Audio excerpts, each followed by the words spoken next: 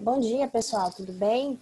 Bom Vejo alguns dia. colegas, alguns servidores que eu conheço, provavelmente eu já dei aula para alguns.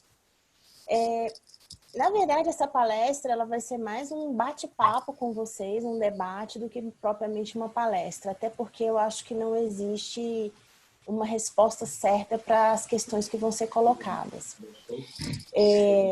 Nós vamos tratar de 5 temas, assim, por alto. A gente vai discutir algumas coisas sobre o direito de convivência dos pais. Eu não sei o que vocês ouviram, então, do que foi falado. Mas eu quero fazer mais um bate-papo com vocês, vou fazer uma exposição sobre alguns assuntos na área de direito de família, que é uma área muito querida para mim, eu gosto muito. Trabalhei muitos anos como juíza de família, infelizmente ainda não consegui voltar para a área, mas fico na parte acadêmica ainda, estudando um pouco e dando aula quando é possível. Alguns provavelmente, talvez, alguns tenham sido meus alunos nos cursos da escola, do instituto, e, enfim, vamos falar aqui um pouquinho sobre o direito de convivência dos pais, o direito de convivência dos avós, a questão da revisão dos alimentos, a prisão do devedor de alimentos e pincelar alguma coisa sobre interdição, que também é uma questão que eu acho que deve estar, que alguns colegas me disseram que está aparecendo nas varas de família. Eu vou começar a apresentação com vocês.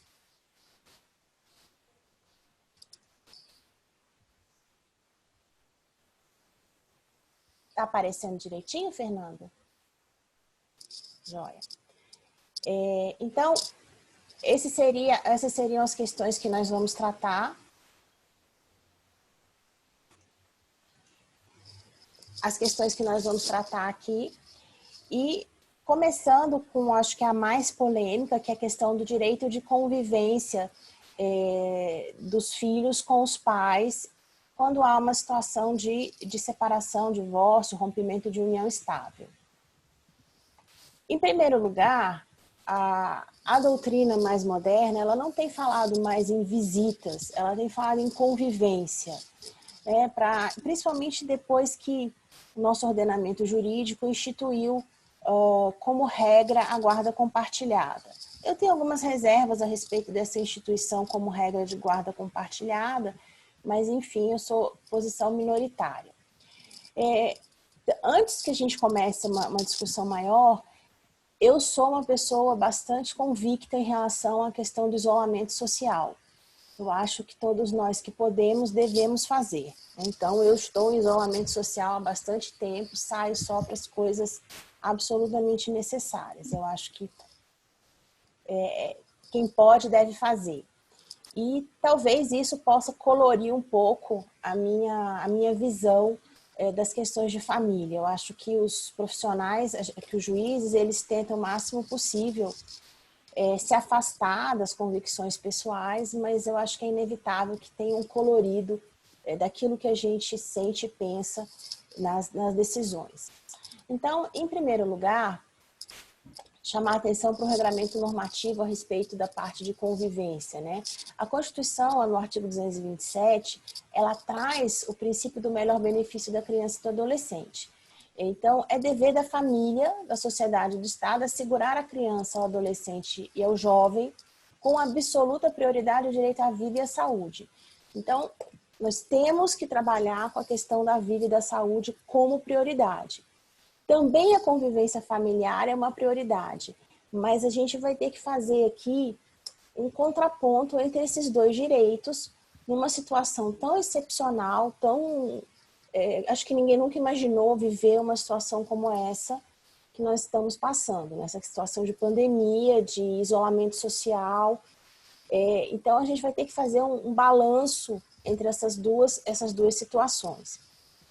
A gente pode utilizar a ponderação e pode utilizar também uma compatibilização desses direitos. Esse princípio do menor benefício da criança também vai ser espelhado no ECA, né, quando o artigo 7º fala que a criança e o adolescente tem direito à proteção à vida e à saúde. Então, a gente vai ter que trabalhar com esses direitos. Além disso, e essa recomendação do CONANDA, do Conselho Nacional dos Direitos da Criança e do Adolescente, ela tem sido bastante criticada por alguns doutrinadores, porque ela tem sido utilizada como fundamento para nós decidirmos as questões da convivência e fundamentando, muitas vezes, o afastamento dos pais, né, em relação às crianças. Então, essas recomendações elas foram editadas no dia 25/2/2020 e visam a proteger, né, a proteção dos direitos não só das crianças, como dos seus cuidadores primários. Porque, segundo o CONANDA, as ações em relação às crianças e adolescentes nós devemos editar ações que reconheçam também a garantia de seus direitos, que as garantias de seus direitos dependem da proteção dos direitos de seus cuidadores primários, ou seja, das pessoas que vivem com essas crianças e com esses adolescentes. Então, segundo o CONANDA, as crianças e adolescentes, filhos de casais com guarda compartilhada unilateral, não devemos colocar sua saúde e a saúde da coletividade a risco em decorrência do cumprimento de visitas ou período de convivência previsto no acordo estabelecido entre seus pais ou definido judicialmente. E para assegurar isso, a recomendação traz algumas orientações. Primeiro, substituição por comunicação telefônica ou online. Manter o outro informado sobre a criança e não impedir a comunicação. Em relação àqueles que tenham voltado de viagem ou sido expostos à situação de risco de contágio, deve fazer isolamento de 15 dias antes de ter contato com a criança ou adolescente. Evitar o deslocamento da criança ou do adolescente e seguir a recomendação dos órgãos oficiais quando houver visitas. Infelizmente, os nossos órgãos oficiais estão tendo uma certa dificuldade em editar essas recomendações de um modo muito efetivo. Então, nós temos uma recomendação de isolamento, mas todos nós sabemos aqui no Distrito Federal que está tudo aberto, o comércio está aberto. A única coisa que não voltou ainda foram as escolas. Então, os juízes vão ter que compatibilizar, nós que atuamos em vara de família, vamos ter que compatibilizar toda uma situação de fato com todas essas recomendações, principalmente quando as escolas retornarem. Será que se justifica ainda uma suspensão da convivência com os pais se as escolas retornam, se tudo retorna? Comércio, escola, bares, restaurantes, como é que a gente vai trabalhar com isso? Será que as crianças ainda estarão protegidas em relação quando tudo isso voltar? Essa é uma discussão que nós precisamos ter, né? Espera aí que eu estou tendo um pouco de dificuldade com os slides. E além disso, o CONANDA também editou uma recomendação que o Poder Judiciário, nós, ao tomarmos decisões relativas à permissão de visitas ou período de convivência, precisamos ter em mente o melhor interesse da criança e do adolescente. Acho que nenhum juiz deixa de ter em mente essa questão, mas o que é o melhor direito? Como é que a gente vai proteger? O que é o melhor interesse da criança e do adolescente? Em contraponto à saúde de todos os envolvidos. Então, a gente tem que fazer esse balanço. E esse balanço nem sempre é fácil. Então, essa é a primeira discussão que a gente vai ter. O que a gente vai fazer?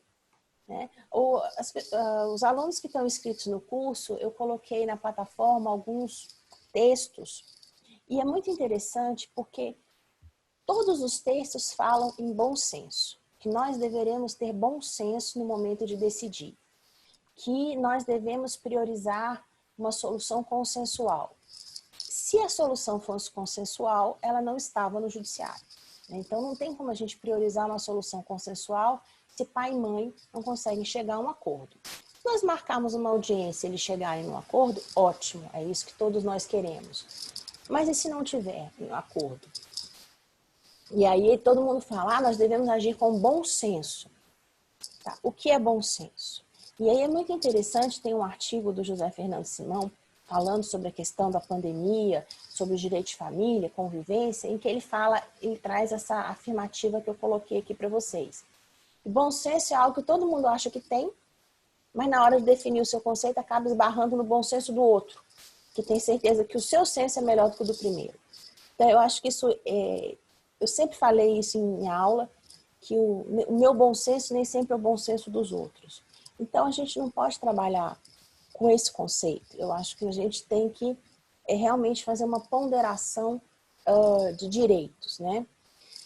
E Doutora Fernanda, Oi, fala, se me Luana. permite, os resultados da primeira enquete, né? Quais Então, foram? nós perguntamos se você considera possível a suspensão da convivência física entre pais e filhos em razão da pandemia? E aí tivemos 74% indicando sim, se houver algum parente do grupo de risco que resida com o menor ou se o menor pertencer a um grupo de risco. Ao lado de 22% que indicaram sim e 6% não. Então, é um placar bem dividido, mas vence a versão mais ponderada, né? Eu já tinha dado uma olhada nas respostas à questão estudo de caso do curso e já tinham acho que 13 ou 14 respostas e dessas 13, só um decidiu por não suspender a convivência.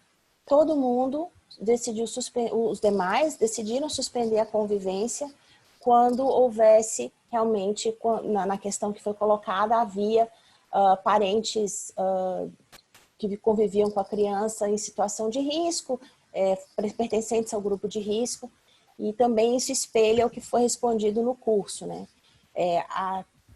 Essa questão da compatibilização do direito de convivência dos pais com os filhos e a garantia da saúde e até mesmo da vida de pessoas que se encontram em grupo de risco, né? O grupo de risco de morte em relação à Covid, que na verdade ninguém sabe muito o que vai acontecer, o que pode acontecer, né?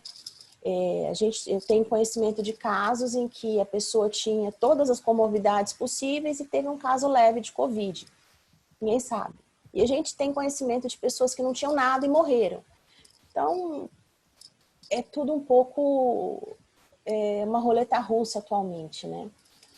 Então, pessoal, a gente tem que evitar que se configure uma alienação parental. Nós precisamos evitar que aquelas pessoas que já têm um histórico de possibilidade de alienação parental utilizem a Covid como mais um elemento para afastar o filho ou os filhos do pai do pai ou da mãe que não convive não convive tão assiduamente com os filhos. O grande problema que eu vejo é uma situação indefinida de isolamento social. A gente não sabe até quanto isso vai durar. Então, é razoável a gente afastar a convivência durante 1, 2, 3, 4, 5, 6, 7, 8 meses. Como é que a gente vai fazer isso? Eu sou uma pessoa bem radical. Eu estou afastada, eu não vejo meus pais, eu não converso, não vejo os amigos, só por Zoom, Google Meets ou WhatsApp.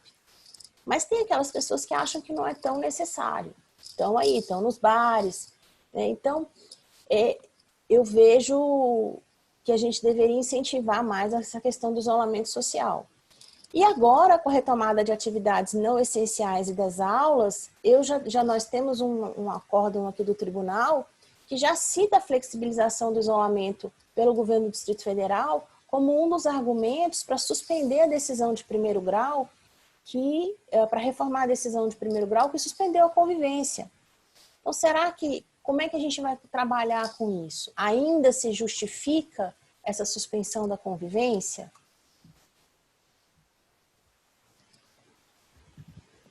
Peraí que meus slides...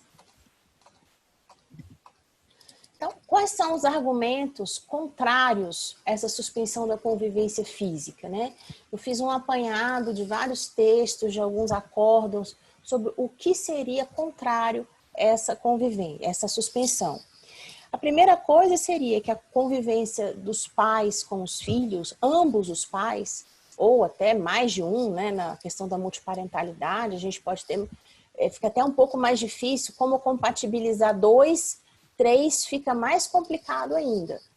E o CNJ tem uma resolução que trata de filiação socioafetiva que admite até 2 pais e 2 mães. Então imagine se definir a convivência de 2 já é difícil, de 3 ou 4 vai ficar muito, muito pior. Então, esse convívio, nós temos que manter esse convívio, ele é importante para os filhos. Essa perda do convívio fere o bem-estar, isso é um fato. Contribui para o aumento da alienação parental? Contribui, isso é verdade. Para aqueles que já praticam alienação parental, isso já, essa possibilidade de convivência já faz brilhar os olhinhos daqueles que agem dessa forma, né? E é muito triste essa questão da alienação parental. É muito difícil ver os filhos, o resultado dos filhos que os pais fazem isso. Quais são os argumentos favoráveis à suspensão? O principal deles é a preservação da vida, né? A preservação da vida não só da criança e do adolescente, como daquelas pessoas que convivem com eles. Porque, muito embora várias pesquisas indiquem que as crianças se contaminam menos e são vetores, não transmitem tanto o vírus, isso não significa que elas não vão ficar, ninguém vai ficar doente e ninguém vai transmitir, né? Então, o José Fernando Simão fala que nós temos escolhas trágicas e que na época de escolhas trágicas nós temos redução de direitos. E que como o isolamento social é uma questão de saúde pública, os juízes deveriam, pelo que eu entendi do texto dele, a gente deveria incentivar essa suspensão da convivência.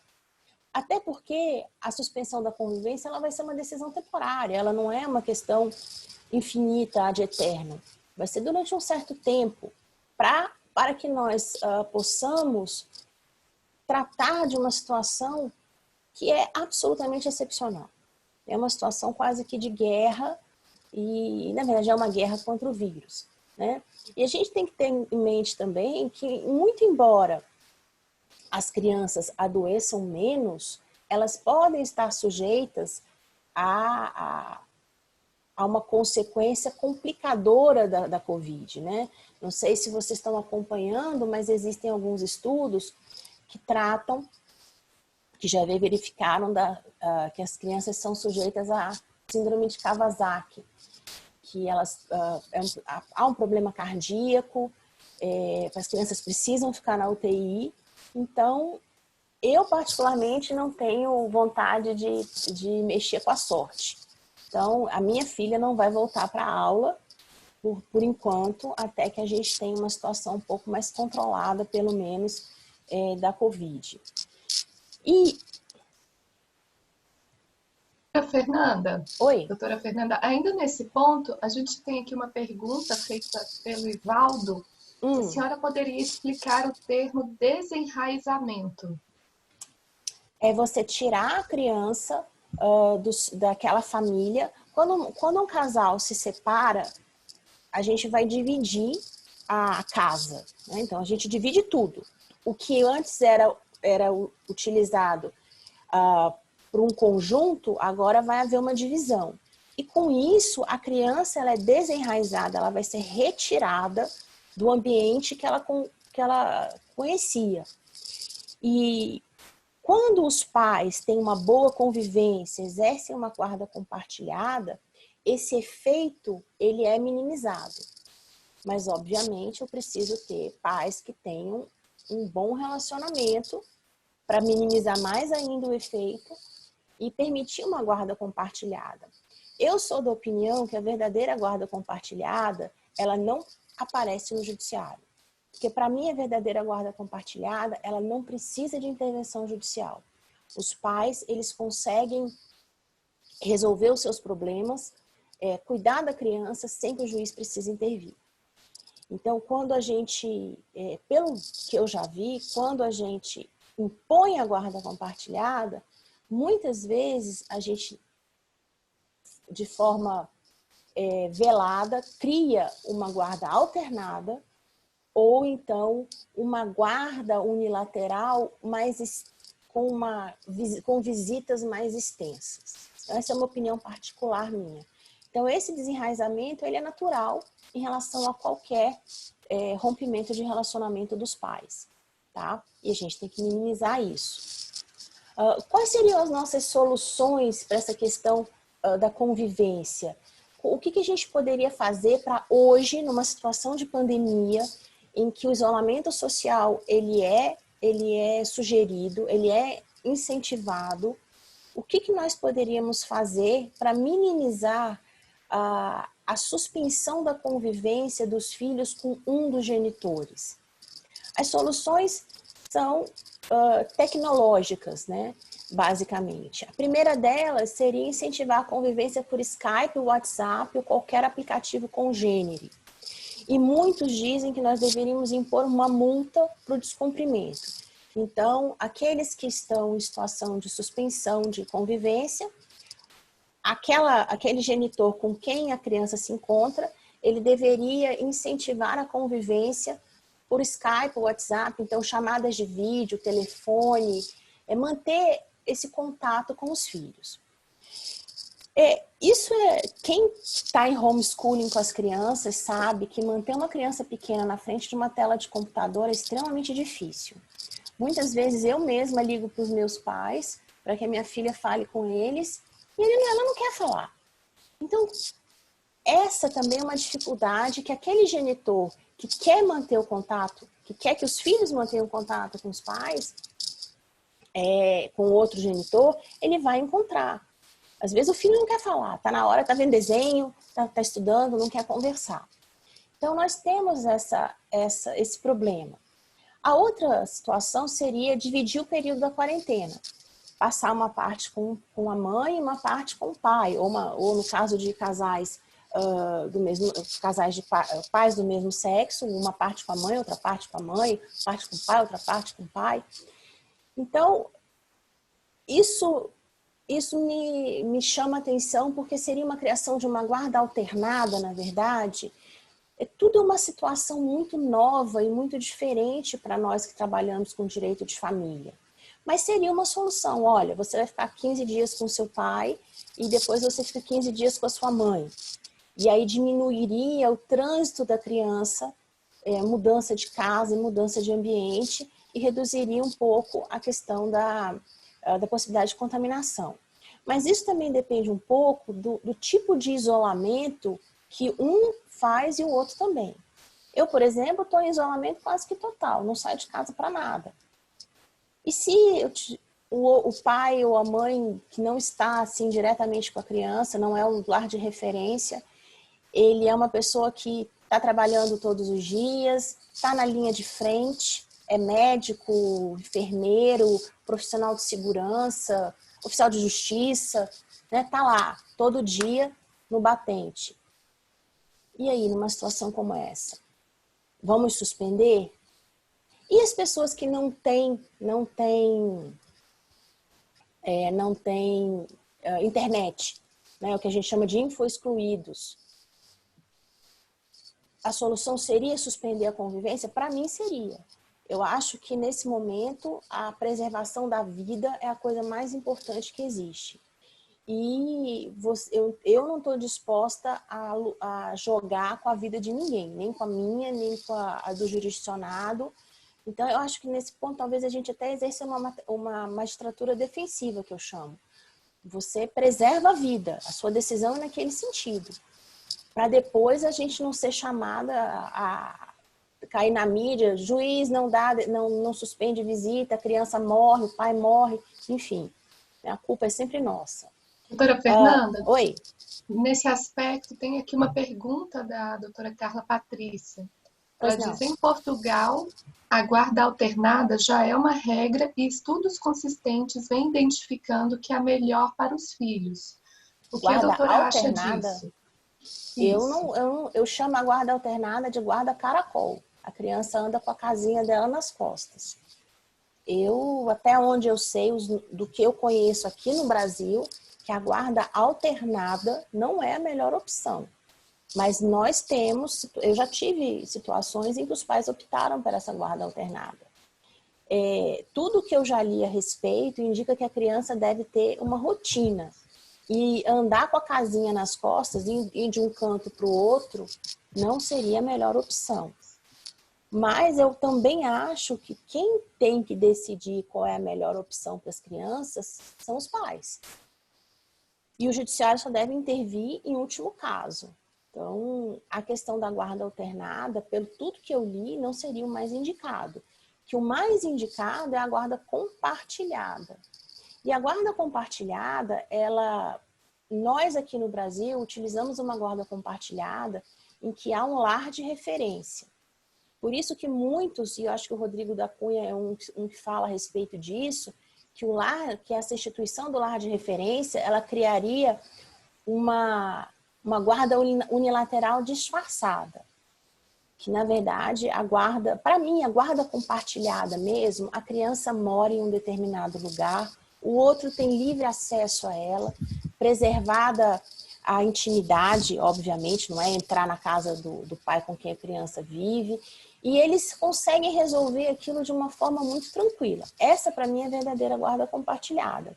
Agora, eu sei que há várias opiniões em contrário, e eu já li a respeito dessa questão da guarda alternada como uma fórmula.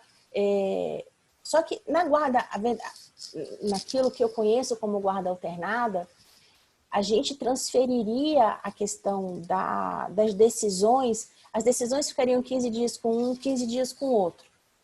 E na guarda compartilhada, essas decisões sobre a vida da criança, elas seriam sempre em conjunto. Então, acho que a gente tem que trabalhar um pouco isso. Essa, pelo menos, é a minha visão de guarda alternada.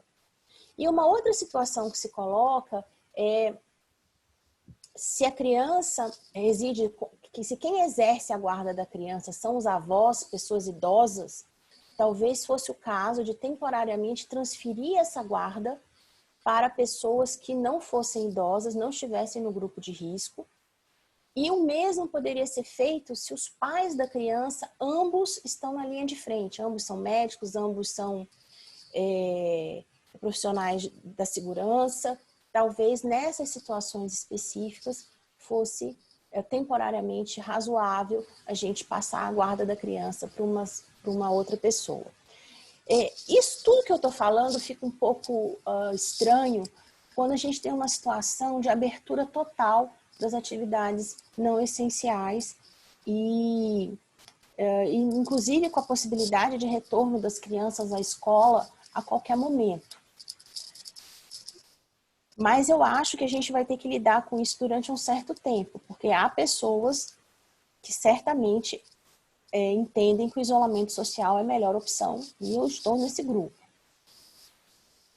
O que o José Fernando Simão fala? Por que eu tanto estou falando dele? Porque eu achei o artigo dele muito interessante.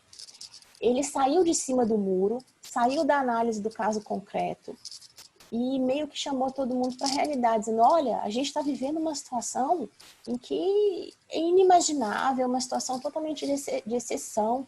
Vamos parar e falar de caso concreto. A gente tem que decidir de acordo com a situação que se encontra.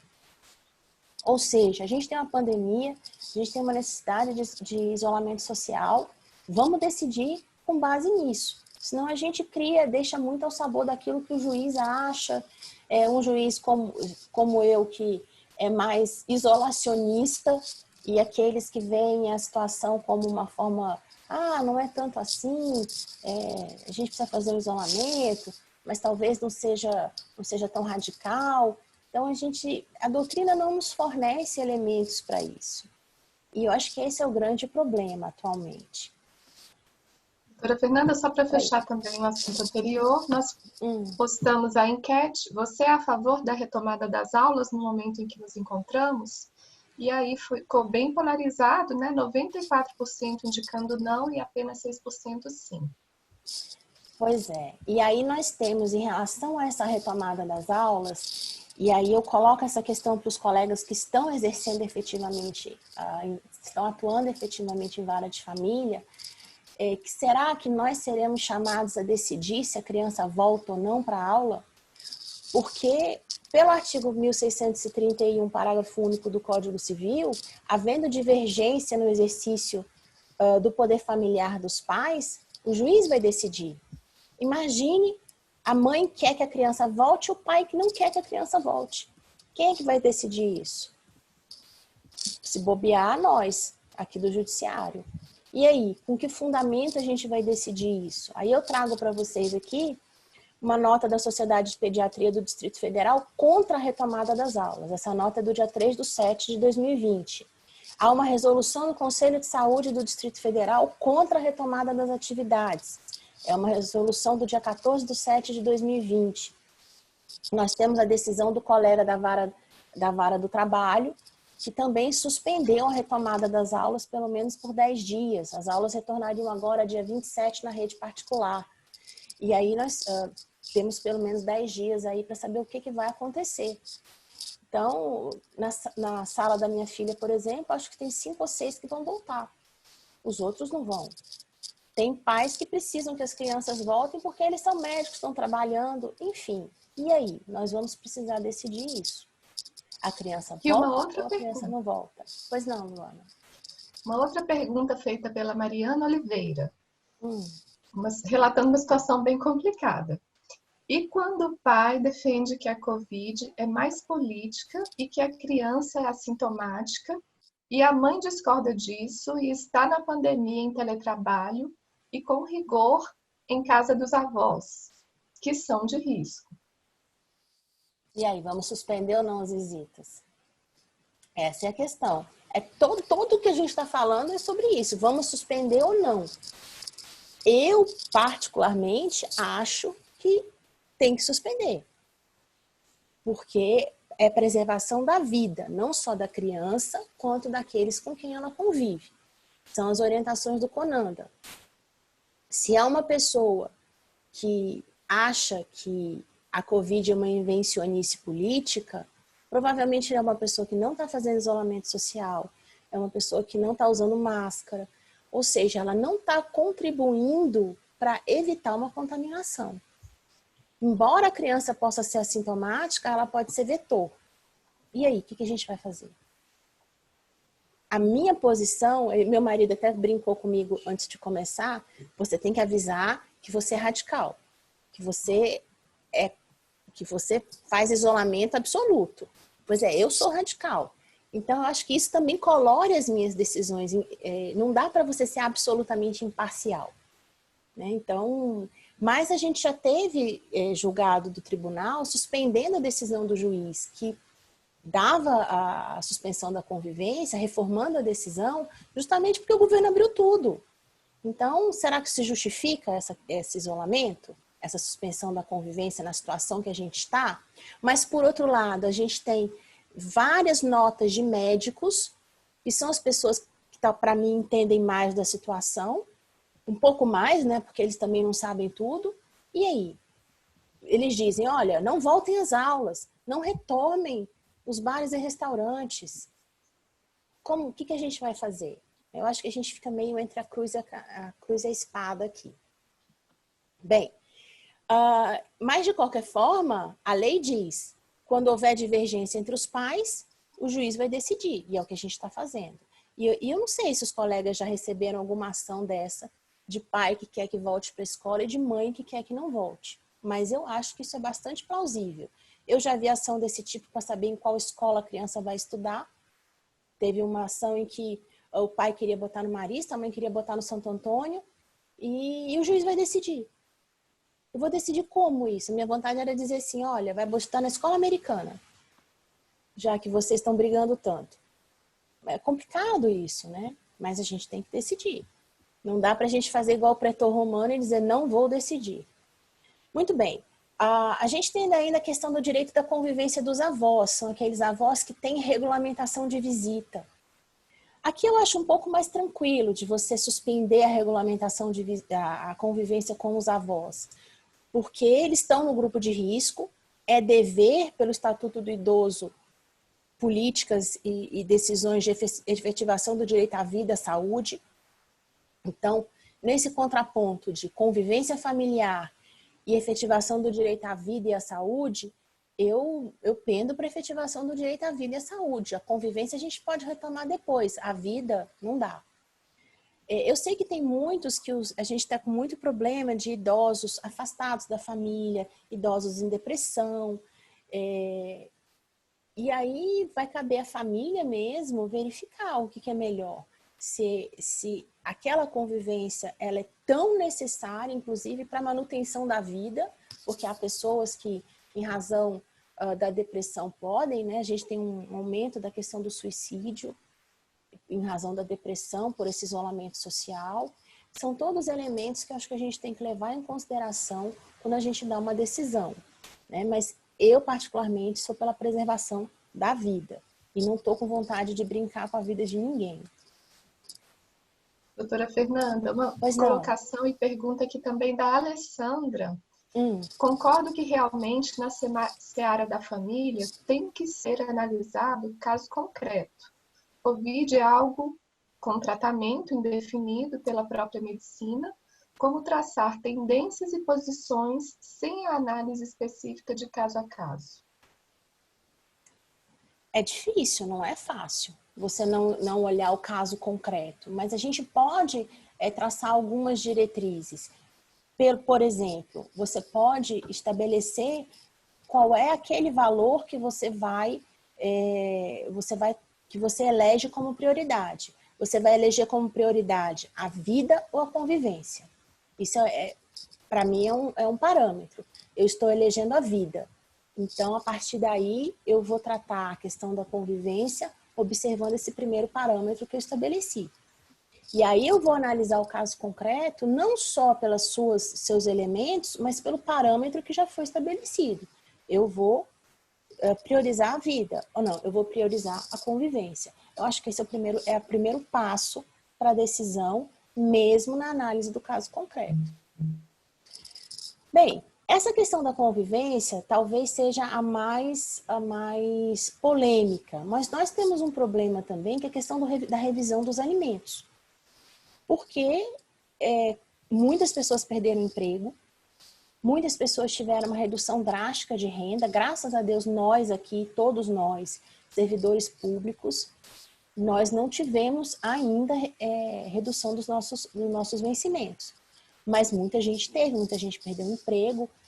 É só abrir o jornal que você vai ver, mais de 1 milhão de pessoas perderam posições atualmente. Então, isso tudo vai impactar também na questão da revisão dos alimentos. Muitas ações de revisão de alimentos estão chegando com base na pandemia. Aí a gente vai ter que analisar, sempre foi uma orientação no direito de família que o empobrecimento do devedor de alimentos, ele não importa a exoneração dos alimentos, nem autoriza que o devedor pare de pagar, né? A gente tem que ponderar também que, como em todas as situações, há quem ganhe muito e há quem que fique em uma situação muito ruim. Se a gente abrir um jornal, a gente tem essa semana eu vi uma matéria dizendo que os bilionários brasileiros estão cada vez mais ricos com a pandemia e os pobres cada vez mais pobres. Então, a gente tem que analisar isso. Não é simplesmente a pandemia que implica a revisão dos alimentos. A gente tem que considerar, por exemplo, qual a capacidade de gerar a renda que esse alimentante tinha antes e qual a capacidade que ele tem hoje. Ele foi atingido? Eu tenho um advogado. Ele perdeu clientes? Com certeza ele perdeu clientes. Né? Muita gente está deixando de procurar, botando em suspensão a defesa dos seus direitos, esperando, até porque a gente está com suspensão de prescrição e decadência até o dia 30/10 de 2020, e a gente vai ter que verificar essa situação. A outra questão, os gastos dos menores, eles são reduzidos durante a pandemia? De certa forma, sim, não tem lazer, né? Pelo menos para aqueles que estão fazendo isolamento social. essa semana passada, aqui embaixo do meu prédio, tinha uma porção de adolescentes reunidos, todos de máscara, todos se abraçando. Adianta isso? Então, eles não estão fazendo isolamento social, mas não estão fazendo isolamento social porque os pais não impõem isolamento social para eles. Então, os gastos estão reduzidos? Acho que sim. Estão indo para cinema? Não estão indo para cinema. Estão indo para bares e restaurantes? Aí estão abertos. Será que vai justificar essa questão? Ou eles podem estar tendo até mais gastos? Porque, às vezes, outro dia eu vi uma reportagem também dizendo que a venda de Barbies aumentou. Porque as crianças não têm o que fazer em casa, os pais estão comprando mais brinquedos para divertir as crianças. Então, tudo isso tem que ser levado em consideração. São pontos que nós temos que trabalhar. Eu trago para vocês esses 2 acórdãos do nosso tribunal, já citando a redução de salário e jornada de trabalho para aqueles empregados que tiveram redução efetiva do seu salário, para reduzir os alimentos em tutela de urgência, e a utilização da pandemia como argumento, inclusive, para fixar em sentença, e aí não é de forma temporária, alimentos em desfavor de avós. Eu, pessoalmente, sou muito contra a fixação de alimentos para avós. Eu acho que os filhos devem viver de acordo com a situação social dos pais. Fixação de alimentos para avós é uma coisa assim, absolutamente excepcional. Mas aí a gente vai discutir. A pandemia é uma situação absolutamente excepcional que justifique fixação de alimentos para avós? Eu tenho sérias dúvidas a respeito. Eu acho que pai e mãe que devem cuidar de filho, né? Quem pariu Mateus que o embale. Então, eu particularmente sou contra a fixação de alimentos para avós. E se for para fixar em um percentual pequeno, porque avô e avó, eles têm que mimar a criança. A obrigação deles não é sustentar. Ah, professor, também deve, mas pelo código os ascendentes não devem os alimentos? Devem, mas em caráter subsidiário. Se aqueles que não estão na linha de frente, que são pai e mãe, não puderem efetivamente contribuir. Ah, mas o pai está desempregado. Tudo bem, ele está desempregado, mas ele pode exercer uma atividade autônoma. Então, ele tem que correr atrás. Então, essa questão dos alimentos dos avós, eu particularmente acho que deveremos ter muito cuidado para que isso não se torne comum, porque os alimentos para os avós, eles têm um efeito previdenciário. E esse efeito previdenciário sempre me preocupou. Por quê? Todas as vezes que um avô servidor público é condenado a pagar alimentos para um neto, se ele falece, esse neto passa a ter direito à pensão previdenciária. E não vai ter direito à pensão previdenciária em 2%, 3% ou 5%. Ele vai ter direito à pensão previdenciária em 60%, 50%. Isso sobrecarrega o sistema. Então, eu acho que a gente tem que pensar nisso também. Doutora Fernanda, pois não. Um pouquinho antes dessa questão, o André Bernardes trouxe algo bem interessante aqui, um questionamento. Trabalho no gabinete da 2ª Vara de Família, Órfãos, Sucessões, Sobradinho, e a gente tem um caso interessante. O genitor ingressou com a ação de inversão de guarda com tutela de urgência para que passasse a exercer a guarda imediatamente com suspensão de visitas, uma vez que a genitora, com guarda unilateral, é enfermeira e trabalha em hospital. Não houve acordo. Detalhe, criança de 8 anos, salvo engano, e o genitor nunca exerceu a guarda. Como proceder? É boa pergunta, né? Como proceder? Não sei. Não sei. Eu acho assim, falta um elemento que a gente tem que observar nesse caso.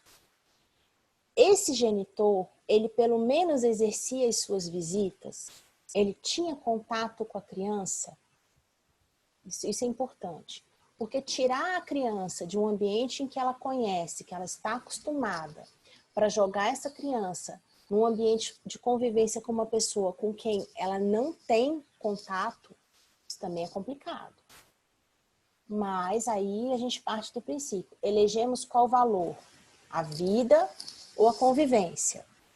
Eu acho que nesse caso seria importante a gente estabelecer essa questão de contato prévio do genitor com a criança. Porque todas essas, eu particularmente nesses casos, eu nunca daria uma sentença. Eu suspenderia até terminar a situação de pandemia. A gente tem uma expectativa de que essa situação de pandemia termine em janeiro, fevereiro do ano que vem, com a vacinação, com o começo da vacinação. Então, eu acho que seria possível a gente esperar um pouco para uma decisão definitiva e não alterar uma guarda de forma definitiva. A questão de ser a mãe enfermeira, a gente tem que ponderar. Ela é enfermeira em que local? Ela está atuando diretamente com a Covid? Porque tem gente que é enfermeiro, médico e não está atuando diretamente com a Covid. Essas pessoas têm mais probabilidade de se infectar? Tem mais probabilidade de se infectar, mas não estão, pelo menos, atuando diretamente. Então, eu acho que esses dois pontos deveriam ser sopesados também, mas é uma decisão difícil. Acho que depois me conta o que o magistrado ou a magistrada decidiu, para ver se o que eu estou pensando é mais ou menos a linha que foi seguida. O André está aqui dizendo que o genitor exercia as visitas segundo a praxe judicial em finais de semana alternados. Olha, se ele exercia em finais de semana alternados, eu acho que até poderia, que seria plausível a inversão. Outras questões aqui. Desculpa, a senhora vai concluir. Não, eu acho que seria plausível a inversão.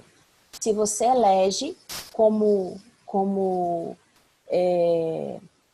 parâmetro o direito à vida. Mas eu acho que deveria ser verificado também qual é o tipo de enfermagem que essa mãe exerce. Fala, Luana.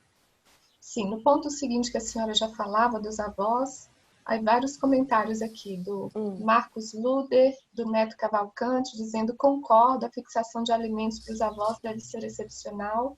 Doutor Aragonê também dizendo, né, que a ponderação da senhora sobre a repercussão previdenciária é muito importante dentro do consequencialismo judicial. E houve um comentário também que a pessoa até admite que fugiu um pouquinho do assunto, mas sobre a repercussão econômica, financeira no Distrito Federal, né, desse cenário pandemia. E nesse aspecto, o doutor Aragonê também pontua: avaliação econômica do direito. Nós temos uma visão meramente parcial das consequências. E aí eu entendo que ele se refere, né, a essa questão previdenciária, e eu fiz o gancho com o comentário anterior também. Eu sempre falo que a gente tem que fazer uma certa análise econômica do direito realmente. As nossas decisões, elas têm um impacto extra-autos muito grande. E todas as vezes que eu dou aula, seja para as turmas de formação da magistratura, seja na nossa escola, na AMAGE, nos cursos preparatórios para a magistratura, eu sempre chamo a atenção disso. O juiz ele tem que ter uma previsão do impacto social que a decisão dele pode ter. Porque o custo judicial ele é muito grande para o país e a gente tem que pensar nisso. E eu acho, sempre me incomodou muito essas decisões de fixação de alimentos para avós e essa transferência, às vezes, sem maiores ponderações, da guarda dos pais para os avós, principalmente quando eles são servidores públicos. O impacto que isso tem previdenciário, a gente chama até isso de guarda previdenciária, é muito grande. E eu sempre fui contra esse tipo de posicionamento. Eu sei que o nosso tribunal oscila, o STJ é mais contra essa guarda previdenciária, mas enfim, essa nem é uma questão que a gente está discutindo aqui hoje, né? Só para trazer um ponto. Muito bem. Em relação à prisão do devedor, essa questão está um pouco já pacificada, mas só chamar um pouco a atenção para esse problema. A forma mais efetiva de cobrar alimentos é por meio da cumprimento de sentença ou execução de acordo de alimentos com a prisão do devedor. Né? Para mim, não tem uma forma mais efetiva. Na hora que o sujeito é preso, o dinheiro aparece. A mãe ajuda, a namorada ajuda, a irmã ajuda, o irmão dá o dinheiro aparece. Então, para mim, é a forma mais efetiva. Mas nós temos o artigo 15 da Lei 14.010 de 2020, que disse que a prisão vai ser cumprida em regime domiciliar até 30/10 de 2020. E que a prisão domiciliar seria um mal menor. Olha, eu particularmente acho que prisão domiciliar não adianta nada. Numa situação de isolamento social, ficar em casa, seja pelo isolamento social, todos nós, em princípio, estaríamos em prisão domiciliar. Como é que você vai monitorar isso? Vai botar a tornozeleira eletrônica em todo mundo, em devedor de alimentos? Então, eu particularmente acho que prisão domiciliar em nada é a mesma coisa, mas é uma opinião minha. O CNJ, na recomendação 62, recomenda aos magistrados com competência civil que considerem a colocação em prisão domiciliar das pessoas presas por dívida alimentícia. E aí eu vou só adiantar que depois eu volto. Nós temos uma decisão do STJ, num HC, que o ministro Paulo de Tarso São Severino, em decisão monocrática, deferiu liminar para determinar o cumprimento das prisões civis em todo o território nacional em regime domiciliar. E nós temos um HC aqui do nosso tribunal que, pelo que eu entendi dele, afastou inclusive a prisão domiciliar. Então, a gente nem poderia prender mais ninguém. E aí, eu trago uma outra questão que, será que essa pandemia ela poderia ser considerada uma impossibilidade absoluta para impedir a prisão? A gente nem decretaria a prisão, a gente impediria a prisão e até colocaria fim à execução de alimentos pelo rito da prisão se adotasse dessa forma.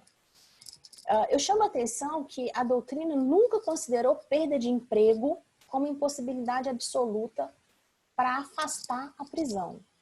Então, a minha tendência seria dizer, a pandemia não é uma impossibilidade absoluta. Mas tem gente defendendo que o isolamento social impediria o exercício de uma outra atividade autônoma para contrabalancear a perda do emprego. Então, tem que ver qual é a posição que vai se assumir em relação a isso. Eu, particularmente, acho que quem teve filho vai ter que fazer sacrifício. Eu não posso exigir do filho que ele vá trabalhar. Eu não posso, mas eu posso exigir dos pais que eles façam isso. Ainda mais agora que o GDF resolveu que tudo volta a funcionar, então a gente tem meios para retomar algum ganho, alguma coisa assim. E tem a ajuda do governo também, que alguns já conseguiram. E aí eu trago alternativas à prisão em regime fechado ou domiciliar, porque eu particularmente não acredito na prisão domiciliar. Eu acho que dizer para um devedor de alimentos que ele vai ficar em prisão domiciliar e dar prêmio para ele. Suspensão da execução enquanto durar a pandemia. Para mim, é uma alternativa bastante válida. Olha, vamos suspender a execução pelo rito da prisão enquanto durar a pandemia. Pronto. Quando tudo voltar, aí a gente volta ao concurso do processo. Nós temos o prosseguimento da execução pela penhora. Então, mesmo que ela tenha sido requerida pelo rito da prisão, a gente continuaria com atos de expropriação patrimonial, mesmo no processo, na ação que se iniciou no rito da prisão. Nós temos um acórdão do nosso tribunal nesse sentido. Tem o enunciado 32 do IBD-FAM, que diz que é possível a cobrança de alimentos tanto pelo rito da prisão como da expropriação no mesmo procedimento. Eu acho isso meio complicado, eu não vejo muito como admitir na mesma ação os dois procedimentos. Eu vejo assim, olha, vamos pelo rito da prisão, a gente suspende, prossegue pelo rito da penhora, quando acabar a pandemia, a gente volta ao rito da prisão. Aí eu acho que dá para fazer. E nós temos um RESP também, admitindo isso, não em situação de pandemia, mas em outra situação. O Flávio Tartucci, ele sugere a utilização daquelas medidas atípicas do artigo 139. Tem alguns colegas que suspendem passaporte, suspendem carteiras de motorista, o que em época de pandemia e isolamento social não me parece fazer muito efeito. Mas eu tive um caso lá no juizado de Planaltina que eu achei bastante interessante. O colega de outro estado suspendeu o telefone da pessoa. Então ele mandou uma ordem para a operadora de telefonia e cortou o telefone da pessoa, com base no artigo 139. E lá no meu juizado, ele queria que a TIM, claro, a Vivo, não sei, voltasse a fornecer, prestar o serviço. Aí a empresa veio e diz, olha, eu não forneço o serviço porque existe uma ordem judicial mandando eu suspender. Então não sei o que fazer. Isso é um problema que você vai resolver lá com o juiz que suspendeu o serviço de telefonia para você. Mas eu achei isso interessante. Doutora Fernanda? Pois não. Sobre essa última enquete relacionada ao tema. A perda de emprego em razão da pandemia leva a uma impossibilidade absoluta de pagamento de alimentos? Então, depende do caso concreto, a alternativa que vence com 70%, o não 26% e o sim 4%. Temos também aqui alguns comentários no chat, mas eu não sei se a senhora quer comentar antes do resultado dessa enquete. Não, eu acho que nós temos uma tendência a sempre analisar o caso concreto. Então, vamos ver. Naquele caso específico, a pessoa perdeu o emprego, não perdeu. Na minha visão, perda de emprego nunca foi razão para suspender, para autorizar o não pagamento da pensão.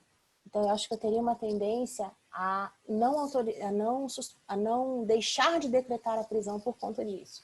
Eu sou um pouco mais radical em relação à questão dos alimentos. Venceu uma posição um pouco mais ponderada, que não é a minha, mas eu respeito todas. Comentários aqui. Thalita Leão falava que os estudos psicossociais continuam suspensos, acontecem apenas monitoramento das famílias por telefone, sem ser possível uma avaliação ampliada e conclusiva. Eu trago também o Carlos Fernando, dizendo: o CNJ expede muitas recomendações. Penso que tais, em grande parte, sobrepõem-se à lei. O judiciário deve analisar se é caso de prisão domiciliar ou não, caso a caso. Além dele... A gente, no momento, não pode nem analisar, porque nós temos um HC que contemplou todo o Distrito Federal, dizendo que não é nem para deferir a prisão domiciliar. Então, existe uma decisão judicial a respeito e eu acho que a gente vai cumprir, né? Doutor Aragonê trazendo: suspensão de execução parece mais adequada. Prisão domiciliar sem fiscalização pode acabar sendo benéfica para o devedor. Concordo totalmente com isso. Há uma outra posição...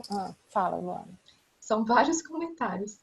A Nilva Patrício da Silva diz: a conversão da execução do rito da prisão para o rito da penhora durante o período da pandemia apenas, penso que é uma medida mais eficaz, pois o credor fica com a possibilidade de receber os alimentos se o devedor tiver patrimônio. Sim. E o Neto Cavalcante: a suspensão da execução, prisão pelo rito da penhora tem surtido efeito. A segunda vara de família órfã sucessões de Taguatinga está atuando e temos percebido.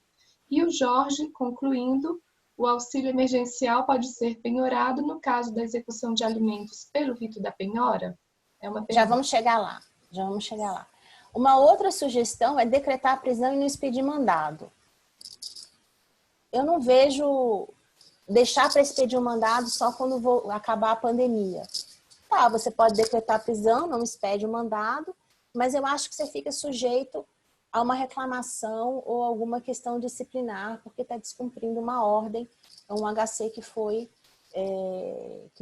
julgado aqui, que foi deferido aqui no Distrito Federal. E podemos só adotar aquelas medidas do artigo 528, que é o protesto da sentença e inclusão no Serasa Jude. Mas numa situação de quem não paga nada, não sei se a inclusão no Serasa Jude e protesto da sentença vai produzir algum efeito concreto. Tá? Principalmente numa situação de pandemia em que várias pessoas estão com o nome sujo porque não conseguem pagar suas dívidas. Então, são essas as soluções que a doutrina coloca. Na minha opinião, eu acho que a gente poderia suspender a execução pelo rito da prisão e prosseguir pela penhora para tentar conseguir alguma coisa que pelo menos ajude a subsistência do alimentando. Se alguém tiver uma medida atípica para sugerir diferente da suspensão da carteira de motorista e suspensão do passaporte, me sugira, porque eu sempre penso a respeito disso.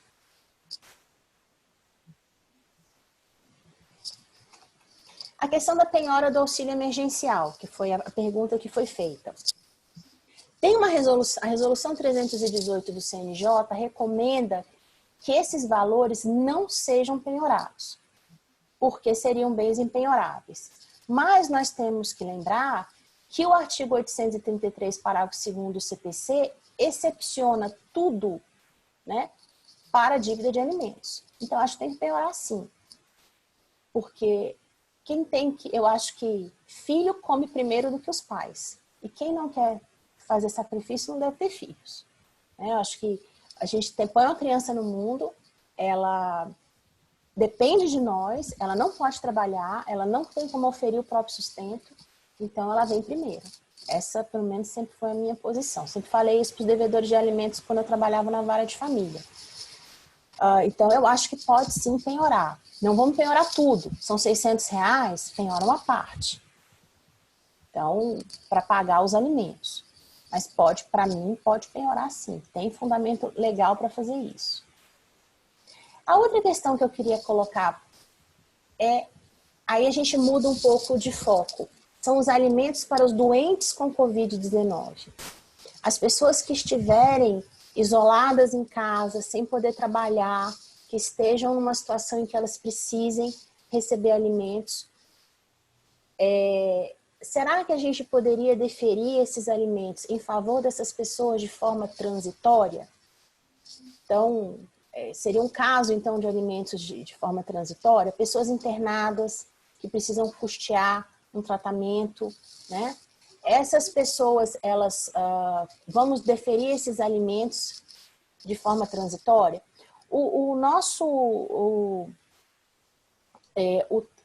Espera só um pouquinho que eu fui invadida aqui.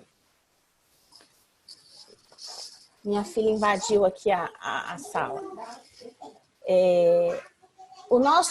A doutrina tem admitido alimentos transitórios para maiores, principalmente para cônjuge, durante um certo período, para que a pessoa possa se reerguer. Isso tem sido bastante comum na jurisprudência também. E aí a questão que eu coloco aqui é que eu acho que a gente poderia deferir esses alimentos, inclusive para maiores, e seria uma forma de alimentos transitórios, enquanto a pessoa esteja se recuperando do Covid. Porque a gente sabe também que muitos se recuperam em 15 dias, mas tem pessoas que ficam com uma fadiga crônica dessa doença, e não vão conseguir trabalhar. Então, nessa situação, talvez essas pessoas possam recorrer aos seus parentes para que eles lhe paguem alimentos enquanto essa recuperação ou uma internação prosseguir. E o último assunto que eu tenho para tratar com vocês é a questão da interdição. Conversando com alguns colegas, eu vi, foram colocadas algumas situações de que as pessoas que estão internadas, muitas sob ventilação mecânica, elas estão sendo interditadas, porque os parentes precisam fazer frente ao que está acontecendo, as despesas, precisam, às vezes, acessar uma conta bancária e não conseguem fazer isso. Então, essas pessoas que estão internadas em UTI, com ventilação, em coma induzido, elas se enquadram no artigo 4º, inciso 3º, e elas são incapazes relativamente à prática de atos, porque elas não podem manifestar a sua vontade por um motivo transitório, né? Então, elas estão sujeitas a essa curatela. Então, essa questão se coloca. E aí surge um outro problema. E aí a doutora Ieda estava conversando comigo a respeito das cuidadoras que estão entrando com ações pedindo a interdição das pessoas de quem elas cuidam alegando uma união estável. Esse é um quadro que sempre existiu, né?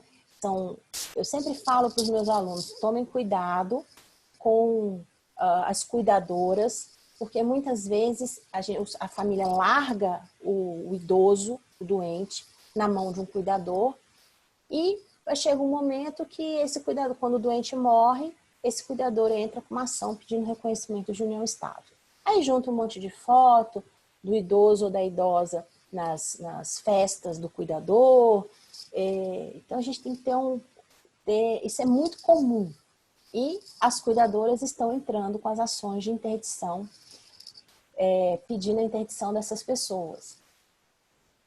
E aí nós temos um problema, que é a legitimidade desses companheiros, entre aspas, ou dos verdadeiros companheiros, para requerer essas ações de interdição, porque a lei exige, o artigo 747, parágrafo único do CPC, exige que a legitimidade seja comprovada por documentação que acompanha a inicial. Como provar a união estável? E aí eu podia me estender aqui durante horas falando sobre isso, de problemas relativos à união estável. Por quê? Escritura pública de união estável, para mim, prova que a pessoa foi ao cartório e fez uma declaração. Não prova união estável. União estável ela é provada por uma contínua relação, principalmente se essa escritura é antiga. Quem garante que a pessoa efetivamente convive hoje? Além do que, acho que qualquer colega de vara de família já deve ter tido infinitos problemas de fraude com união estável. As pessoas celebram esses contratos e nunca viveram em união estável. Então, a união estável ela não é constituída pelo contrato, ela é constituída por todos aqueles elementos que a lei exige. Relação duradoura, contínua, pública, com a intenção de constituir família. Então, isso vai ter que ser provado de uma forma... a gente vai ter que fazer uma prova pré-constituída. E aí o juiz vai ter que analisar essa prova pré-constituída. Temos que lembrar também que é muito possível que existam pessoas que estejam internadas na UTI sem parentes. E precisem até de uma interdição. E o MP não pode mais promover essa interdição. Porque o MP hoje só tem legitimidade para propor interdição no caso de doença mental grave. E a Covid não é uma doença mental grave. Então, a gente vai ter que pensar, a gente vai admitir que o MP, será que se o MP quiser entrar com uma ação desse tipo, a gente vai admitir uma interdição fora da legitimidade prevista em lei? Temos que lembrar também que quando há uma interdição, a autoridade do curador ela se estende aos filhos do curatelado, salvo se o juiz entender que é uma solução, outra solução conveniente. Então, eu posso ter uma pessoa internada numa UTI com Covid e que ela tenha filhos, e aí a autoridade do curador eventualmente poderá se estender aos filhos. Lembrando também que ainda que a interdição seja transitória, seja só pelo período de uma internação, isso não exime o curador de prestar contas. Ele só estará eximido de prestar contas se ele for o cônjuge e o regime de bens for da comunhão universal, que não é o regime mais comum hoje em dia. O regime legal é o da comunhão parcial de bens. Pessoal, eu queria, na verdade, isso não é para ser uma palestra, mas para ser uma discussão, para trazer alguns pontos que eu achei interessantes para a gente refletir a respeito e procurar soluções que sejam mais adequadas, né? Soluções que a gente possa, de repente, não padronizar, mas montar uma linha, mais pessoas pensando a mesma coisa, para que a decisão não fique tão caso a caso. Então, a minha intenção foi mais provocar uma discussão do que trazer soluções, até porque as questões são novas e a gente tem que discutir muito a respeito. Então, aí fica aberto agora para o debate. Fernanda. Eu falei mais do que eu deveria, né, Luana? De forma alguma. Foi muito participativo, né? Fernanda. Oi, Eda, diga. Sabe aquela que Eda sabe mais do que eu. Não, imagina. Só complementando, teve uma senhora dessas que eu comentei com você de pedir interdição, e eu neguei mandando vir os filhos, que ela não tinha legitimidade. Ela me apresenta uma declaração que ela foi no cartório e fez, sozinha, de união estável. Eu falei, eu quero os filhos. Nesse meio tempo, o senhor faleceu, porque estava muito grave. Ela queria levantar fundo de garantia, ela queria levantar tudo. E aí ela conta a verdade, os filhos não se davam bem com o pai, e aí ela tentou fazer o atestado de óbito, e o tabelião não deixou ela registrar como companheira, porque não tinha nenhum documento judicial, nem nada. E ela agora vai pedir danos morais por isso, ao tabelião. É a história, todo mundo quer dano moral. Também para mostrar a repercussão do nosso trabalho e da consequência do que a gente faz. Ninguém vê o depois. As pessoas querem resolver o problema agora. E o tabelião vai responder por danos morais. É claro que esse senhor tem uma gorda pensão. Aposentadoria, no caso, ele tinha, né? E ela quer. Porque ninguém briga por pobre, né, Ieda? A gente só briga, as brigas são por quem tem dinheiro, né? E aí, Luana? Doutora Fernanda, temos aqui 3 comentários. Sim. A Ruscaia Menezes diz: eu acredito na possibilidade de fixação de alimentos transitórios em caso de pessoas que necessitem enquanto estiverem sofrendo as consequências da doença. Eu também. Eu acho que é o caso de você deferir os alimentos se a pessoa está absolutamente impossibilitada de trabalhar e ela está se recuperando dessa doença, que a gente não sabe até hoje qual é a extensão dela. Eu acho que vão ser muitos anos ainda para que os médicos eles entendam o real problema do Covid. Mas eu acho que deve ser transitório, exclusivamente durante um período em que a pessoa estiver se recuperando. Não é para a vida eterna, né? Principalmente se tratando de maior. Ivanildo traz: mas essa relação do cuidador com o assistido não é uma relação contratual? Portanto, afasta de plano a possibilidade da união estável. Não necessariamente. Você pode começar como cuidador. Eu estou vendo a doutora Lília fazer assim para mim. Não necessariamente. A união estável é uma coisa dinâmica. O relacionamento pode começar não como uma união estável e terminar como ela. Então, as pessoas pode começar como cuidador e depois isso evolui para um relacionamento afetivo. A gente não sabe. Normalmente não é o que acontece, mas pode acontecer. Então, a gente tem que analisar, naquele caso, se os requisitos da união estável eles estão presentes. E aí eu vou falar uma coisa que é polêmica. Eu tenho muito problema com a união estável, porque eu acho que é uma coisa que pode ser reconhecida independentemente da vontade das pessoas. As pessoas não querem viver em união estável. Mas se os requisitos estão presentes, é irrelevante se elas querem ou não. Aquilo ali é uma união estável. E isso me deixa nervosa, porque eu acho que isso interfere na autonomia da vontade das pessoas. Mas no nosso ordenamento jurídico, ou a gente fica sozinho, no máximo naquilo que a gente chama de namoro qualificado, ou a gente casa ou vive em união estável. Eu não posso fazer um contrato dizendo, olha, eu quero viver pública, contínua, de forma duradoura, com intenção de família, mas eu não quero que seja uma união estável. Isso eu não posso fazer. Então, a questão da união estável ela é complexa. Ela independe de um papel dizendo que eu vivo em união estável.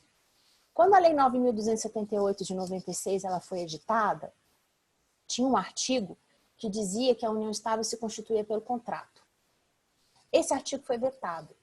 E o fundamento do veto é que a união estável é fato. Ela não é, para mim, ela não é uma relação jurídica, ela é um fato com consequências jurídicas.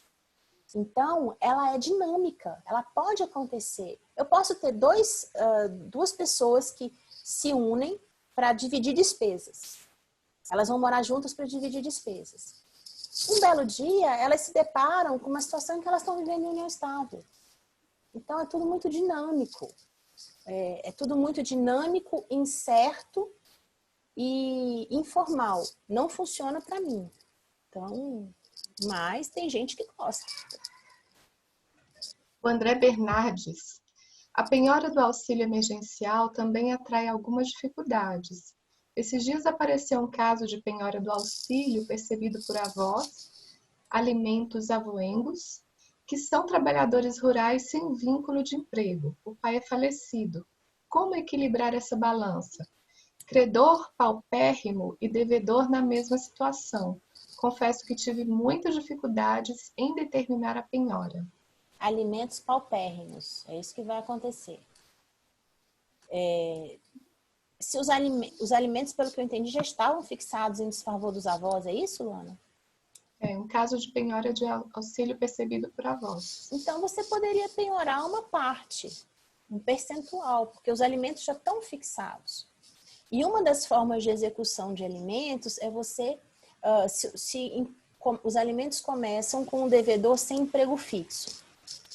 E ele passa a ter um emprego fixo, uma das formas de execução é você mandar descontar em folha. Não é uma penhora expressamente. Mas no caso do auxílio emergencial, se for uma verba a ser recebida com continuidade, você poderia penhorar uma parte. É dividir a pobreza. Infelizmente, é isso que vai acontecer. A gente vai penhorar 20%, 15%, 30%, aí vai ter que ser analisado de acordo com o binômio necessidade-possibilidade. Ou, como os mais modernos gostam, o trinômio necessidade, possibilidade e proporcionalidade. Camila, aqui a doutora Camila, um comentário dizendo o webinar muito elucidativo. Lívia Rosa, bom dia, trabalho em um gabinete de desembargador e em AGI vi uma decisão que limitava os passeios do genitor durante o período de convivência com os filhos, determinando que não saísse de casa enquanto perdurasse a pandemia. É possível limitar a autonomia da vontade dos pais desse modo, com o objetivo de preservar a vida? Eu acho que sim. É o que o Zé Fernando Simão fala no artigo dele. Tempos difíceis implicam redução de direitos. E nenhum direito é absoluto, né? Esse direito não é absoluto. Então, a gente pode, em benefício de um bem maior, que é a vida e a saúde, limitar, dizer, olha, pai, você não vai passear no parque com seus filhos. Agora, quem é que vai fiscalizar isso? E aí vem a imposição de multa.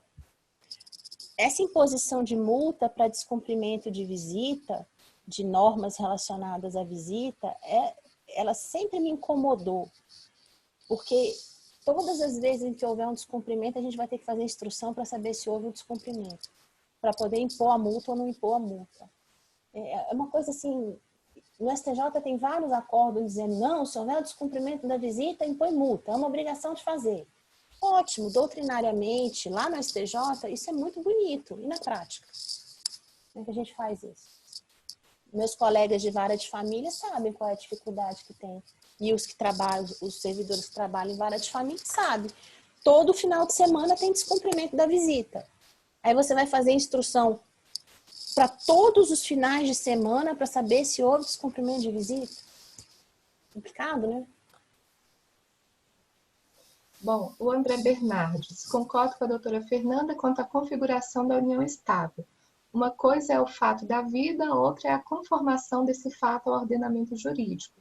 Alimentos já fixados, cumprimento de sentença. Paulo César de Souza. O devedor de pensão alimentícia, estando sem emprego, não exclui do pagamento e como se calcula o quanto pagar, já que não tem renda? Olha, essa é uma outra discussão. Eu tenho um posicionamento de que no momento em que há perda da base de cálculo, a gente não pode mais executar. Mas o nosso tribunal tem entendido que a perda da base de cálculo não implica o não pagamento. O tribunal tem entendido, a maior parte dos acórdãos é no sentido de que a execução se fará pelo último o último valor pago. Então, se eram 10%, a pessoa tinha um salário, tinha um emprego, ganhava R$3.000. Os alimentos eram de 10%, eram R$300 de alimentos. Essa pessoa perde o emprego. Ela continuaria devendo R$300 de alimentos até que houvesse uma revisão de alimentos. Eu acho bastante complicado isso, porque 10% de nada, para mim, é nada. Mas a orientação do tribunal é nesse sentido. A Alessandra até diz, né? Concordo que dividir a pobreza é colaborar com o mínimo necessário para a criança sobreviver. Então... eu já tive um sujeito que fez acordo para pagar R$10 de alimentos. Ele ganhava, na época, um salário mínimo. Ele tinha 10 filhos. Esse caso é emblemático. Ele tinha 23 anos e ele tinha 10 filhos. Ele fazia 2 filhos por ano com mulheres diferentes. E na época o salário mínimo era de R$120. Ele fez um acordo para pagar 10% do salário mínimo. R$12. Hoje está um pouco melhor. Não sei se ele consegue pagar esses 10%. Luciene Porcino. A questão da união estável é muito controversa, principalmente quando se trata de reconhecimento pós-morte. Já tivemos um caso de que a suposta convivente pediu reconhecimento com a concordância da filha do falecido, que era servidor público. Pedimos para produzirem provas quanto à existência dos requisitos da união, contudo, as provas não foram contundentes. Acabou ficando patente que a intenção das duas em receber a pensão era essa a razão. Essa questão é uma outra questão que eu sempre discuti muito esse problema. Para mim, a ação em que se busca o reconhecimento da união estável para fins previdenciários não devia ser competência de vara de família. Ela devia ser competência da vara relativa ao empregador. Se é um problema da União, é lá na Justiça Federal. Se é um problema do DF, é na vara de fazenda. Mas o tribunal sempre reformou. Por quê? Para mim não faz o menor sentido você pedir o reconhecimento de união estável com fins previdenciários contra uma pessoa, no caso, os filhos, que não tem direito à previdência. Então, eles vão lá, fazem um acordo, tá, reconheço o direito do autor, parece que foi esse caso. Eles estão em conluio. Aí você reconhece, manda, aí eles pegam essa sentença, levam lá no órgão empregador, e aí eles deferem a pensão previdenciária. Isso é uma fraude. Então, eu sempre achei que quem opõe, quem cria a lide, né, que não é o réu nesse caso, é que deveria figurar no polo passivo. Às vezes, o órgão empregador sabe muito mais da relação, a relação daquela pessoa com o suposto companheiro do que os filhos. Às vezes, os colegas de trabalho lá no Recursos Humanos, eles sabem, não, fulano não vive, não. Fulano tem uma namorada, ou então eles não vivem em união estável, são só namorados. Às vezes a gente tem condição de fornecer essa informação. Eu me lembro de uma ação da terceira vara de família em que se buscava uma pensão previdenciária, um reconhecimento de união estável pós-morte, prefeitos previdenciários contra um militar. E o Exército, nesse ponto, veio e trouxe uma porção de provas de que não havia união estável entre eles, para não pagar a pensão. Agora, essa questão, ela não é a união estável, é pano de fundo para uma questão previdenciária. Mas eu voto vencido, né, nesse aspecto. Então, fica nas varas de família mesmo, e aí a gente tem que investigar. Por isso que eu sempre fui contra homologar acordo de reconhecimento de união estável sem fazer instrução. Jorge Blues. A suspensão do direito ao menor pode ser relativizada, tendo por argumento a flexibilização das medidas de isolamento por parte do governo local? Sim, o nosso tribunal já fez isso. Disse que a gente não podia suspender a convivência, já que as normas estavam, o isolamento estava sendo flexibilizado. Mas até que ponto essa flexibilização do DF é o melhor para a criança? A gente tem que tratar disso. O que o juiz tem que decidir não é o que o governo do Distrito Federal quer, é aquilo que é melhor para a criança. E será que voltar a ir para o parquinho com várias outras crianças, voltar a passear no shopping, ir com os pais para um restaurante, voltar para as aulas, será que isso é o melhor para as crianças? Isso que a gente vai ter que decidir. E a Sociedade de Pediatria do Distrito Federal já disse que as crianças não devem voltar para as escolas. Continua, Luana, por favor. A Flávia Karina traz um relato de casos que está vendo no gabinete. O que a doutora acha em relação ao devedor de alimentos que está preso em regime fechado? Deve ser fixado alimentos? Contra ele? Será que é isso? Ele está preso em regime fechado, não tem nada a ver com a pandemia, não é devedor de alimentos. Se ele tem que pagar alimentos? Ora, se ele recebe aquele auxílio prisional, tem um auxílio que o preso recebe, se ele trabalha a cada 3 dias, eu não sei direito. Mas se ele tem alguma renda dentro do presídio, eu acho que tem que fixar sim. Ok. Mônica. Importante essa questão do cumprimento de obrigação de fazer em relação às visitas paternas. Já recebemos cumprimento de sentença manejado pela genitora em desfavor do genitor, pleiteando a fixação de multa para que ele cumpra as visitas, pegando a criança, sob o argumento de que é, sobretudo, um direito da criança. Como estabelecer multa nesse caso? Obrigar o pai a exercer as visitas sob pena de multa? Eu acho isso, assim, um pouco surreal. Mas se você for pela jurisprudência do STJ, é o que eles estão mandando a gente fazer. Agora, como é que você obriga monetariamente alguém a ser pai ou ser mãe? Eu acho isso muito, muito difícil. Olha, eu não quero exercer o meu direito de visita. E aí eu vou pagar multa por não exercer o meu direito de visita? Eu acho que é mais plausível a multa se você quer exercer o seu direito de visita e você tem que devolver a criança às 9 e você devolve no dia seguinte.